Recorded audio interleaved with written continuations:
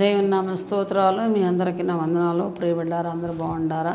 మనం దేవుని యొక్క వాక్యంలోకి వెళ్దాము. పరిశుద్ధ గ్రంథములో ద్వితీయోపదేశకాండము 28వ అధ్యాయం మనం ఫస్ట్ కాడ నుంచి చదువుకుని, దేవుడైన యెహోవా మాటను శ్రద్ధగా విని ఎడల నీకు ఈ భూమి మీద ఉన్న సమస్త జనుల కంటే నిన్ను హెచ్చించెదను. మరలా మనం చదువుకుందాం. నీ దేవుడైన యెహోవా మాటను శ్రద్ధగా విని నీ ఆజ్ఞలను గైకొని ఎడల ఈ దీవెనలన్నీ భూమి మీద ఉన్న సమస్త జనుల కంటే నిన్ను హెచ్చించెదను. ఈ దీవెనలన్నీ నీ మీదకి వచ్చి ప్రాప్తించును. ప్రార్థన చేసుకున్నాం. మహాగణ మహాపరిశుద్ధుడ, కృపగల దేవ, స్తోత్రాలు, సహాయం దయచేదేవా. ప్రభా, ఇదిగో తండ్రి, మీ జీవాకులతో మీ బిడ్డలతో మాట్లాడి మధ్యాహ్న కాలంలో ప్రతి బిడ్డని మీరు బలవంతులుగా శక్తిమంతులుగా చేయండి. దేవునికరంగా మార్చండి. మీ యొక్క జీవాకులతో పర్వదీములు నాటింపజేసి ప్రతి బిడ్డకి మీరు దేవునికరంగా మహిమకరముగా మీ జీవాకులతో మాట్లాడి మీ చిలువ చాటును మరుగుపరిచి మీ దాసురాల్ని మీ బలమైన వర్తమానాలు మీ బిడ్డలకు అనుగ్రహించి దీవించి మహిమ పొందమని యేసునామమున అడుగుచున్నా తండ్రి, ఆమేన్. హల్లెలూయా. మనకి ఇక్కడ ద్వితీయోపదేశకాండంలో మరి దేవుడు మనకి చెప్తున్నాడు ఏంటంటే, ఇశ్రాయేలు ప్రజలకి మోషే నాయకత్వం నడిచినప్పుడు ఇక్కడ వారికి కొన్ని కట్టల్లో నిబంధనలను దేవుడు ఇస్తున్నాడు. యెహోవాని శ్రద్ధగా, మరి ఎవరైతే శ్రద్ధగా దేవుని పని విషయంలో శ్రద్ధగా పని చేసినప్పుడు ఇవి దీవించబడతారు. ఈ దీవెనలన్నీ మీ మీదకు వస్తాయి. పట్టణంలో మరి పశువుల మందలో ఎన్ని మీరు దీవించబడతారు. ఎక్కడ అడుగుపెట్టినా మీరు దీవించబడతారు. కానీ మొదట దేవుడు ఒక మాట చెప్తున్నాడు. అదేంటంటే, నీ దేవుడైన యెహోవా మాటను శ్రద్ధగా విని ఎడల. అది ఈ దీవెనలన్నీ రావాలంటే ప్రతి ఒక్కరమే దేవుని మాట శ్రద్ధగా వినే సమయాన్ని మనము సద్వినియోగం చేయాలి. ఎవరు శ్రద్ధగా మరి ఆయన మాట విన్నారు?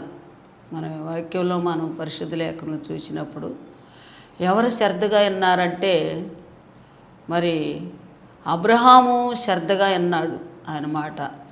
అబ్రహాము దేవుడు పిలిచిన వెంటనే దేశమేదో ఎరగకుండానే, ప్రయాణం ఏంటో తెలియకుండానే దేవుడు పిలిచిన వెంటనే లేచి ఈ దేశం వదిలిపెట్టు, ఈ మనుషులను వదిలిపెట్టు, ఈ బంధువులను వదిలిపెట్టు, సమస్తాన్ని వదిలి నేను చూపించిన దేశానికి వెళ్ళు అని దేవుడు మాట్లాడినప్పుడు యెహోవా వెంటనే అబ్రహాము ఒక ప్రశ్న కూడా వేయకుండా మరి తను లేచి ప్రయాణం అయిపోయినట్టు మనకు కనపడుతుంది. అది ఈ రోజున దేవుని పని మరి ఎవరైతే శ్రద్ధగా చేయాలి, అన్ని విషయాల్లో, ఒక విషయమనే కాదు, ఆత్మల భారం విషయంలో, మరి మనం ఈ లోకంలో జీవించినంత కాలము దేవుని మాట వినినట్లయితే మనము భూలోకంలో దీవించబడతాము. ఆల్రెడీ పరలోకంలో కూడా మనం దీవించబడేవారుగా ఉంటాము. మరి ముఖ్యంగా మనము ఈ పని పరలోకంలో సంబంధించింది కనుక ఇది దేవుని మాట తప్పకుండా మనం చేసినప్పుడు అనుభవిస్తానికి ఏమాత్రం దేవుడు మన పక్షాన వెనకాడాడు ఆయన. అందుకనే దేవుడు మరి ఇక్కడ అబ్రహాము నిన్ను దీవిస్తాను, అక్కడ అబ్రహాంతో అంటాడు, నిన్ను దీవిస్తాను, నిన్ను ఆశీర్వదిస్తాను, నిన్ను అనేకుల జనం ఎదుట నిన్ను ఆశీర్వదిస్తాను, దీవిస్తాను. నువ్వు ఎవరు దీవిస్తే వాళ్ళు దీవించబడతారు, నిన్ను ఎవరన్నా చెప్తే వాళ్ళు చెప్పిస్తానని దేవుడు వాగ్దానం చేశాడు. అలాగే మన పట్ల కూడా దేవుడు దీవిస్తానంటున్నాడు. మరి ప్రియబిడ్డలారా, దేవుని పిల్లలారా, మరి మీరు ఈ మధ్యాహ్న కాలంలో దేవుని యొక్క ప్రేమని, దేవుని యొక్క ఉద్దేశాన్ని దాన్ని మనం అర్థం చేసుకున్నట్లయితే, చదివినప్పుడు మనం దాన్ని పరిశోధించుకొని దాని ప్రకారంగా నడవాలని దేవుడు ఈరోజు మనకు తెలియపరుస్తున్నాడు. హల్లెలూయా. దేవుని నామానికి మహిమ కలుగును గాక.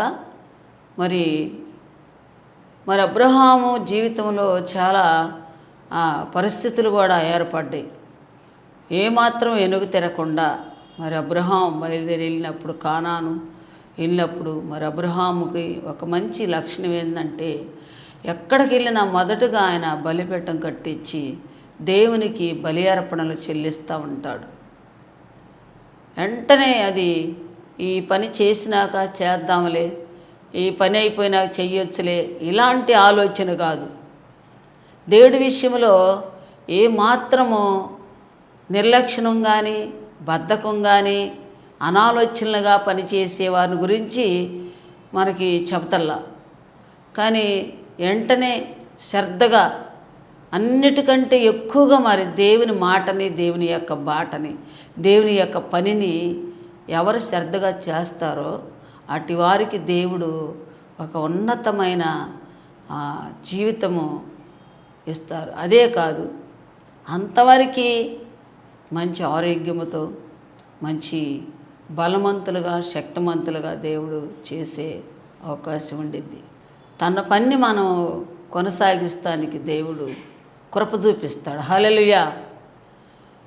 అబ్రహాము మరి కానాను దేశంలో ఆయనకి కరువు కలిగినా సరే ఆ దేశంలో మరి నిలబడి ఆయన ఆ ప్రాంతంలో కూడా కరువులు కూడా వచ్చినాయి ఆయనకు కూడా. మరి అంటే మనుషులందరికీ కరువు ఉంటాయి, ఖడ్గాలు ఉంటాయి, అవమానాలు ఉంటాయి, నిందలు ఉంటాయి. పని మాత్రం ఆపే పరిస్థితి ఉండదు. పని దేవుడు ఇచ్చిన మాటని మనం నెరవేర్చేవారుగా, అంతవరకు నెరవేర్చేవారుగా ఉండాలని దేవుడు ఇక్కడ మనకు తెలియపరుస్తున్నాడు. హల్లెలూయా.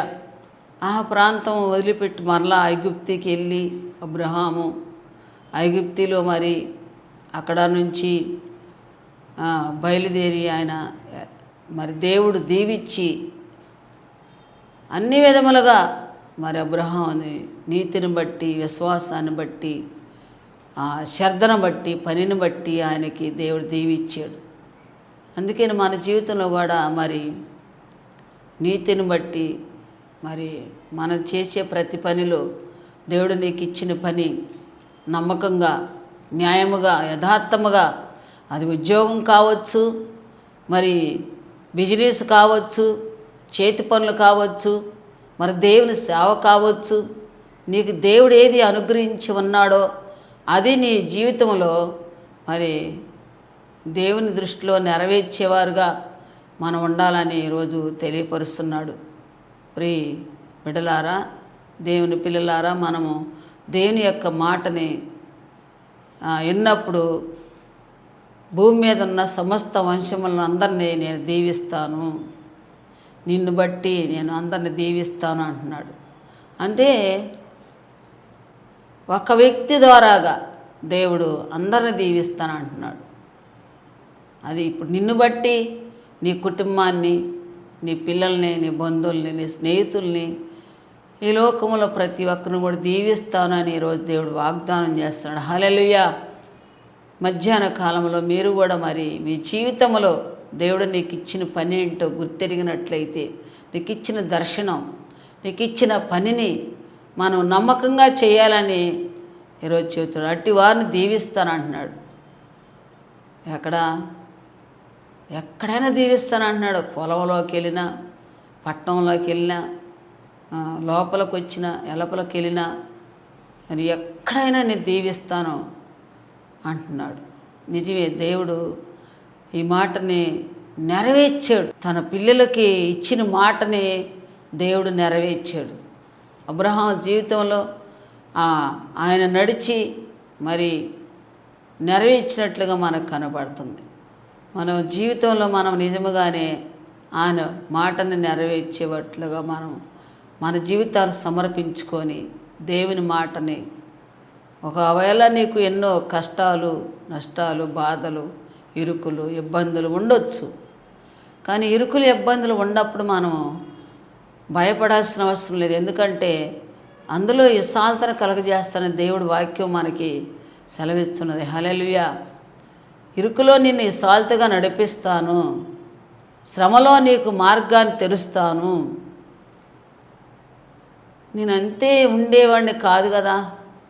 కానీ మనము మరి దుష్టుడి బాణాలకి మనం కృంగిపోకుండా మరి దేవుని మాటని విన్నట్లయితే దేవుడు మన పక్షాన ఉంటాడు తప్పకుండా. ఆయన నిన్ను హెచ్చించాలని, ఘనపరచాలని, దేవుడు మహిమ పొందాలని ఆశపడుతున్నాడు ఈ మధ్యాహ్న కాలంలో. పిల్లలారా, యవనస్తులారా, యవన కాలంలో మీరు దేవుని యొక్క మాట వినినట్లయితే నీ దర్శనం ఏంటో, నీ యొక్క ఉద్దేశం ఏంటో తెలియపరచుకో. దేవుణ్ణి అడుగు, ప్రభా నీవు నాతో కూడా మాట్లాడు ప్రభా, ఇది ఏంటో నాకు తెలియపరచు నాయన.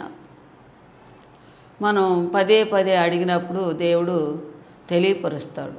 చాలాసార్లు దేవుడు చెప్తా ఉంటాడు మనకి, ఇదిగో ఇది ఈ విషయం అని ఒక పని కానీ, ఒక వాగ్దానం కానీ, ఒక దర్శనం కానీ దేవుడు మనతో మాట్లాడతాడు. కానీ దాన్ని మరుగు చేసేవాడు కూడా ఉన్నాడు కాబట్టి మనం దాన్ని శ్రద్ధగా ఎతికినట్లయితే మనకు అది తెలియజేస్తాడు దేవుడు. దేవుడు స్థాపించే ఈ ప్రతిదీ కూడా ఆయన సేవని యొక్క సంఘాలని స్థాపిస్తున్నాడు కదా. స్థాపించేది ఎవరు? పరిశుద్ధాత్మ దేవుడే, మనుషులు కాదు, మనము కాదు. ఆయనే స్థాపిస్తున్నాడు. ఆయనే వాగ్దానం ఇచ్చి, అబ్రహాంకి వాగ్దానం ఇచ్చి నిన్ను దీవిస్తానని ఏ రీతిగా స్థాపించి ఇన్ని లక్షల మంది నీ సంతానాన్ని అభివృద్ధి చేసి ఇసుక రేణుల వలె చేస్తానని వాగ్దానం ఇచ్చి, అబ్రహాము విశ్వాసులకు తండ్రి అబ్రహాముకి వాగ్దానం ఇచ్చి నెరవేర్చిన దేవుడు మన పక్షాన్ని కూడా నెరవేరుస్తాడు. నిజమే కదా. ఎన్నిసార్లు దేవుడు మనతో మాట్లాడుతూ ఉంటాడు. తను ఆ విషయంలో మనం గ్రహించేవారుగా ఉండాలి. ఆ గ్రహించినప్పుడు మనము తన చిత్తాన్ని గుర్తెరిగినట్లుగా కనపడింది. కానీ వాటికి అడ్డులు ఆటంకాలు వస్తాయి.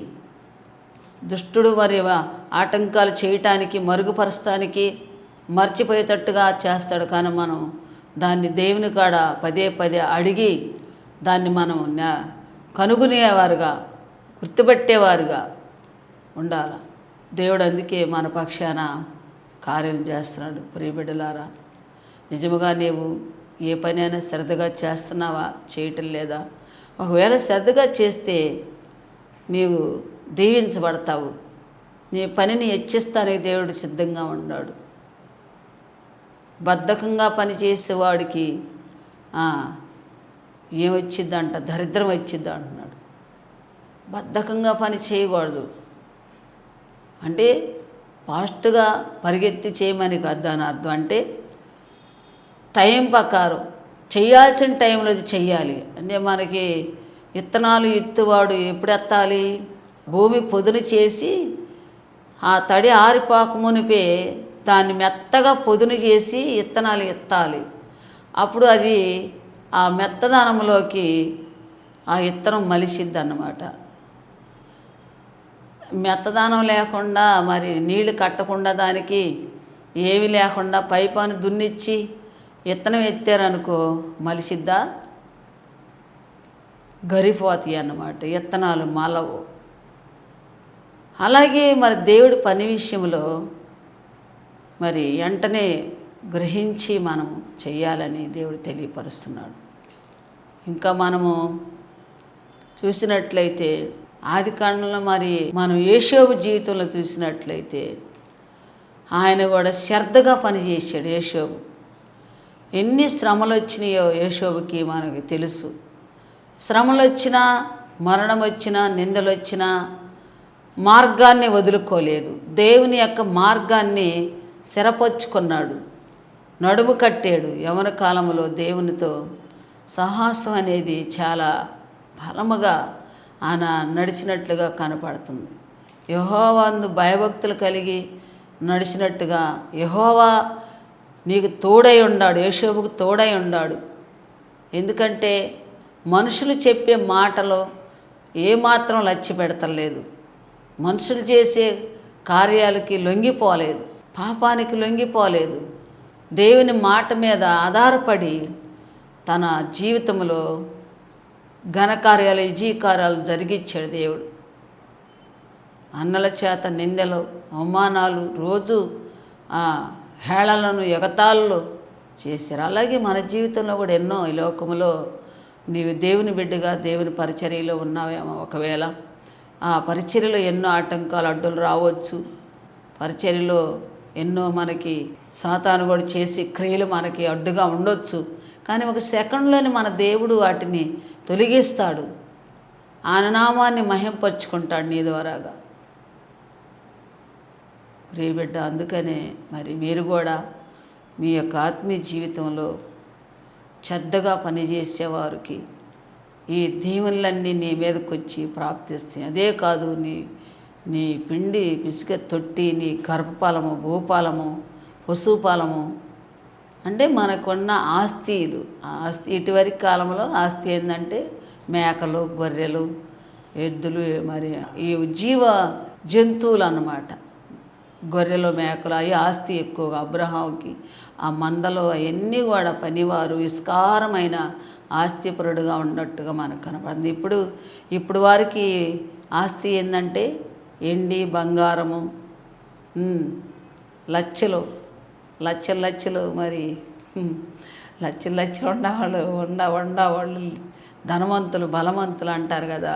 ఆస్తి పొరులు ఇప్పుడు ఏంటంటే ఈ కాలంలో మరి ఎండి, బంగారం, పొలాలు, మరి అపార్ట్మెంట్లు, ఇళ్ళు ఎక్కువగా మనకి ఇళ్ళు కొనుక్కొని వాటిని అద్దెకిచ్చుకొని అభివృద్ధి చేసుకోవటం, అది ఇప్పుడున్న ఆస్తి. ఇటే కాలంలో చూసినప్పుడు ఆస్తి పిల్లలు ఆస్తి. మన పిల్లలు 10 మంది పిల్లలు కన్నవారు ఆస్తి పరులుగా ఉండేవాళ్ళు. 10 ఇళ్ళు మనకు ఉండట్టు, పిల్లలకి ఒక 50 ఇళ్ళు మనయే ఉంటాయి. మన ఏం బాధ లేదు, ఎవరు మన మీదకి వచ్చినా బాధ లేదు. మన 50 మంది ఒకటవుతాము, మన జనాభా ఎక్కువ. ఇప్పుడు అదే ట్రాఫిక్. ఆది కాలంలో ఇశ్రాయేలు ఎక్కువ అవుతున్నారని ఐగుప్తు రాజుకి వ్యసనం వచ్చి ఏ రీతిగా వారిని అణిసివేయాలి, వారిని తీసివేయాలి అని తలచాడు. ఐగుప్తుని అణిసివేశాడు దేవుడు. ఇప్పుడు క్రైస్తవులు కూడా ఎక్కువైపోతున్నారని చెప్తున్నా. అయినా సరే ఎక్కువ అవటానికే కదా, అందరినీ చేయటానికే కదా ఆయన వచ్చింది, అందరినీ తన బిడ్డలుగా మార్చుకోవటానికే కదా. అసలు విషయం వాళ్ళకి తెలియట్లా. వారు కూడా ఆయన బిడ్డలే అని తెలిస్తే ఈ కలగంతలు ఉండవు, ఈ పరిస్థితులు ఉండవు.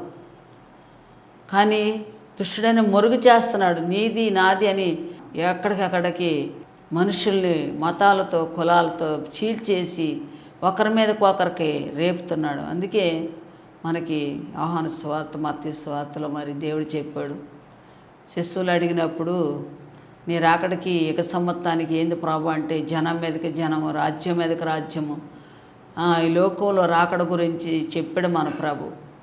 అంటే ఎందుకు చెప్పాడంటే ఈ సంగతిలో ముందే దేవుడు తెలియపరిచాడు. ఇవాళ మనకు కొత్త ఏం కాదు, ఇది కంపల్సరీగా జరుగుతాయి అన్నాడు. కానీ అందుకు మనం ప్రయత్నం చేసేవారుగా ఉండటమే. నీ చిత్తం మా పట్ల నెరవేర్చు నాయన, నీ ఉద్దేశాలు మా మీద నెరవేర్చు నాయన. అందుకని మన జీవితాన్ని దేవుని సమర్పించుకోవాలి. ఎప్పుడైతే మనము సమర్పించుకుంటామో ఆ అద్భుతాలు దేవుడు చేస్తాడు. ప్రియబిడ్డ, నీవు అనుకోవచ్చు ఇది నా వల్ల కాని పని, ఇది నేను చేయలేనులే, ఇది ఎప్పుడు చేస్తాను, బాధతో కష్టముతో ఇక వెనక్కి తిరిగి వెళ్ళిపోవాలి, నేను ఈ పని కాదు ఉద్యోగం చేయాలి నేను అని నువ్వు అనుకోవచ్చు. కానీ దేవుడు చెప్పినట్టుగానే ఆయన ఉద్యోగం చేపిస్తాడో, నీ చేత సేవ జరిగిస్తాడో. ఏం జరిగిద్దో నీకు తెలియదు, నాకు తెలియదు. ఎందుకంటే ఆయన ఉద్దేశాలు, ఆయన ప్రణాళికలు వేరు మన మీద. నేను అనుకున్నాను ఒకప్పుడు, నేను అసలు సేవ ఏంది, నాకే సేవ చేయను, నాకు ఈ సేవ తెలియదు ప్రభా అని నేను కూడా ఒకప్పుడు అనుకున్న వ్యక్తిని. ఆ మాటని వినని వ్యక్తినే. కానీ దేవుడే ఆయన ఇష్టపడ్డాడు. నీ పట్ల కూడా దేవుడు ఇష్టపడుతున్నాడు. ప్రియబిడ్డలారా, మధ్యాహ్న కాలంలో ఆయన ఇష్టపడుతున్నాడు. కానీ ఆయన ఇష్టపడినప్పుడు నీవు గ్రహించేదానిగా. అందుకే యోబు ఎన్ని సమస్యలు వచ్చినా, జైలుకేసినా తను దేవుని యొక్క సమయం కోసం కనిపెట్టుకొని శ్రమల్లో మునిగి తేలాడు. హల్లెలూయా. శ్రమలు మన మేలు కొరకని స్పష్టంగా దేవుడు మనకి తెలియపరుస్తున్నాడు. ఇప్పుడైనా ఎప్పుడైనా మరి శ్రమలు వచ్చినా, బాధలు వచ్చినా ప్రతి వారి జీవితంలో ఒక మేలు దేవుడు దాసి ఉంచాడు. ఈ శ్రమ ద్వారాగా నీకు ఒక ఉన్నతమైన మార్గాన్ని దేవుడు తెరవబోతున్నాడు. ప్రియబిడ్డ, నీవు ఆ దీవెనను పొందుకోవాలని దేవుడు చూస్తున్నాడు. కానీ ఇదే సమయంలో, ఇదే అనుకూలమైన సమయం, నీవు ఆ సమయాన్ని పోనీయక సద్వివేగం చెయ్యి. అనుకుంటాడు శిష్యుడు అనేవాడు మనతో కూడా పరిగెత్తుకుంటా వెళ్ళి వారిని కలుసుకోవాలి, కత్తి దుయ్యాలి, వారిని చంపాలి, వారిని ఏమాత్రం బతకటానికి వీలు కాదు అని ఆలోచన చేశారు. ఎవరి ఆలోచన నెరవేరింది? ఎవరి ఆలోచన నెరవేరుస్తాడు దేవుడు? ఎవరైతే అన్యాయంగా చేశారో ఆ ఆలోచనే వ్యర్థపరుస్తానని దేవుడు చెప్తున్నాడు. అందుకే వారిని ఎర్ర సముద్రంలో ముంచి వేసేసాడు. అడ్రస్ లేకుండా మనుషులు అక్కడ కనపడలేదు, కప్పి వేసేసింది. అది దేవుడు బహుబలము చాపినప్పుడు ఎవరు దాన్ని తప్పించుకోలేరు. ఈ కాలంలో మనం ఉన్నాము. రాకడ అతి సమీపంగా ఉంది. ఉన్న కొంచెం సమయాన్ని సద్వివేగం చేసేవారుగా మనం ఉండాలి. ఎవరైతే సద్వివేగంగా చేస్తారో ఈ పరలోకములో మనము ఆయనతో కూడా సంతోషముగా, ఆనందముగా ఈ శ్రమలన్నీ తప్పించుకునే అవకాశం ఒకటి వస్తుంది మనకి త్వరగా. అందుకనే ప్రియబిడ్డలారా, మనము దేవుని యొక్క కృపని, సమాధానాన్ని మనం అది గ్రహించేవారుగా వెంటనే గ్రహించాలి. ఎప్పుడో చేస్తాంలే, ఏదో చేస్తాంలే, చెయ్యొచ్చులే అనే మాట కంటే కూడా చేసినాక నేను తర్వాత ఈ పని చేస్తాను అనాల. అది ఆ టైం వేస్ట్ని మనం చాలా జాగ్రత్తగా వాడుకోవాలంటే టైం లేదు. ఇన్ని మనం చూస్తూ ఉన్నాం, ఇన్ని రకాలుగా టైము మన పక్షాన అయిపోతూ ఉంది. చేయలేవు, కొన్ని పనులు చేయాలన్నా చేయలేకపోతున్నాము. చేయాలి ఈ పని అనుకున్నప్పుడు చేయలేని కారణం ఏంటంటే అది మన ఆలోచన. దేవుడికి లెక్కప్ప చెప్పాలి తప్పకుండా. ఒక రోజున మనం దేవుని పనిలో దేవునికి లెక్కప్ప చెప్పాలి. అందుకే శ్రద్ధగా పనిచేసి దేవుని యొక్క విషయంలో మనము దీవెనలు పొందుకునేవారుగా ఉండాలి. అందుకే మరి దేశంలో ఎవరు పని మాట వినకపోయినా, ఎవరు చేయకపోయినా దేవుడు మాత్రం కంపల్సరీగా మన పక్షాన ఉంటాడని తెలియపరుస్తున్నాడు. అందుకే యోబు భక్ష్యకారుడు వాళ్ళతో చెప్పాడయ్యా, నువ్వు వెళ్ళి నా గురించి కూడా రాజుగారు చెప్పు కొంచెం అన్నాడు. కానీ ఆయన ఏం చేశాడా? మర్చిపోయాడు. కానీ దేవుడే రాజుకి కలగజేసి మరి దేవుడే తన కళలు చూపించి యోబుకి ఆ మార్గాన్ని తెరిచి, ఎవరు సపోర్టా, ఎవరు రికమెండేషన్ పనికిరావు. యేసయ్యతో రికమెండేషన్ లేకుండానే దేవుడు ఆయన చేస్తాడు ఈ పని. నిజంగానే నీ పట్ల కూడా అదే చేయబోతున్నాడు దేవుడు. దేవుడే నీకు తోడుగా ఉండి నడిపించబోతున్నాడు. అంటే ఆయన మీద ఆధారపడాలి మనం.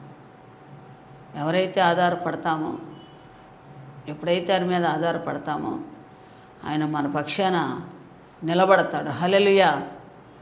దేవుని నామానికి మహిమ కలుగును గాక. ప్రియబిడ్డలారా, మధ్యాహ్న కాలంలో నీకు బాధలు, కష్టాలు, నీ మార్గాలు విరుకుగా ఉండొచ్చు, ఇబ్బందిగా ఉండొచ్చు, సమస్యలు నీకు ఎదురుగా నిలబడొచ్చేవో, కానీ నీవు మాత్రం దేవుని వైపు చూడు.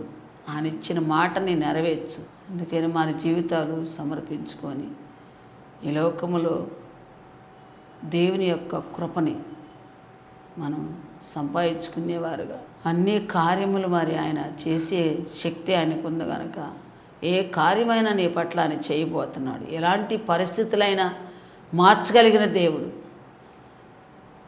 ఎలాంటి మార్గాలు కూడా ఆయన నీ పక్షాన తెరవబోతున్నాడు. అవన్నీ కూడా నీవు అనుభవించాలంటే మరి దేవుని మాట విని మనం దీవెనలు పొంది ఈ లోకములో ఆయన సాక్షిగా, ఆయన పాత్రలుగా, ఆయన బిడ్డలుగా ఉండాలని దేవుడి మాటలు దీవించునుగాక. ఆమేన్. ప్రార్థన చేసుకుని. మహాగరుడ మహాపరిశుద్ధుడ, కృపగల దేవ స్తోత్రం. పరిశుద్ధుడ, ప్రేమ కలిగిన దేవ స్తోత్రాలయ్యా. మీ జీవాకులతో మాట్లాడిన ప్రతి మాటను బడి స్తోత్రాలు. ప్రతి బిడ్డతో మీరు మాట్లాడే దాన్ని బడి స్తోత్రాలయ్యా. ఎవరైతే నీ పనిని శ్రద్ధగా విని చేస్తారో అట్టి వారిని హెచ్చిస్తాను, గణపరుస్తాను, మహింపరుస్తాను అని నీ వాగ్దానం చేసిన దేవ స్తోత్రాలయ్యా. అబ్రహాం ఇచ్చిన వాగ్దానం నెరవేర్చిన యేసే స్తోత్రాలయ్యా. అలాగే ఈ ప్రజల పక్షాన, ఈ బిడ్డల పక్షాన మీరు ఉన్నారు నాయన. ప్రతి ఒక్క బిడ్డ మెలుకోగలిగిన ఆయన మరి నీ పని జీవితంలో వారు అనుగ్రహించబడతానికి కృప చూపించిన ఆయన.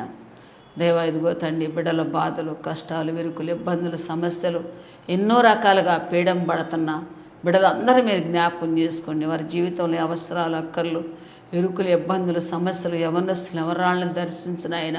వారి చదువుల్లో నాయన వారి యొక్క మంచి మార్కులు, ఫస్ట్ క్లాస్ పాస్ చేసి మరి నెక్స్ట్ కాలేజీలకు వెళ్తాను ఫ్రీ సీట్లు దయచేయను ఆయన. ప్రతి బిడ్డను మీరు దర్శించండి, మంచి జ్ఞానంతో నింపండి. వారి యొక్క మీ రక్షణ పాత్ర చేతపుచ్చుకునే కృప దయచే అయ్యా. ఇదిగో మరి ఒంట్లో అనారోగ్యాలు ఉన్న ప్రతి బిడ్డను మీరు దర్శించండి అయ్యా. ఎంత ఏమాత్రము కూడా ప్రభా చేయి విడిచేవాడు కాదు నాయన. కృంగిపోయిన వారిని లేవనెత్తే దేవుడు ప్రభా. అయ్యా, వృద్ధాపనున్న తల్లిదండ్రులను జ్ఞాపకం చేసుకోండి. వారి జీవితంలో అద్భుతాలు, ఆశ్చర్యాలు జరిగించిన ఆయన. దేవా, మీ గొప్ప కృపతో నడిపించు. శక్తి కలిగిన నామంలో, అతి కలిగిన నామంలో ప్రభా బిడ్డలను స్వత్తపొచ్చిన ఆయన.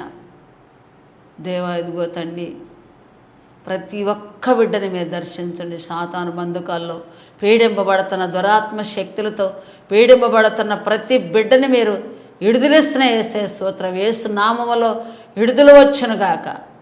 అయ్యా, మీ నామంలో ప్రతి అవసరాలు తీర్చిన ఆయన, అక్కర్లు తీర్చిన ఆయన. అప్పుల సమస్యలు, ఆర్థిక బాధలు, అనేక మందిని ఆయన పరిస్థితులు ఉన్నవారందరూ మీరు జ్ఞాపకం చేసుకోండి. చిన్నపిల్లల విషయంలో ఎండల వేడి తగలకుండా మీ రెక్కల సట్టును భద్రపరిచి ప్రతి వారికి మీ కృపను దయచేయను ఆయన. మీ ఆశీర్వాదాలతో నింపిన ఆయన. మీ బలమైన కార్యాలు మీరు జరిగించి ప్రతి వారిని మీరు దర్శించి ప్రతి ఫ్యామిలీ కుటుంబాలను మీరు దర్శించమడుచున్నా ప్రభా. ఈ మధ్యాహ్న కాలంలో దీవెనకరంగా ప్రతి బిడ్డ మీద మీ దీవెనలతో నింపి వారి చుట్టూరు మీ కంచె కాపుదాలుంచి ఘనమైన కార్యాలు మీరు అక్కడికి ఎత్తబడినట్లుగా మీ రక్షణ భాగ్యం చేతపుచ్చుకుని కృప ప్రతి వారికి అనుగ్రహించి దీవించి ఏ లోటు లేకుండా సమస్తము సమకూర్చి ప్రతి బిడ్డను మీరు ఆశీర్వాదకరంగా మార్చమని నజరేయుడైన యేసునామమున అడుగుచున్నా తండ్రి. ఆమేన్, ఆమేన్. దేవుడు మిమ్మల్ని దీవించి ఆశీర్వదించునుగాక.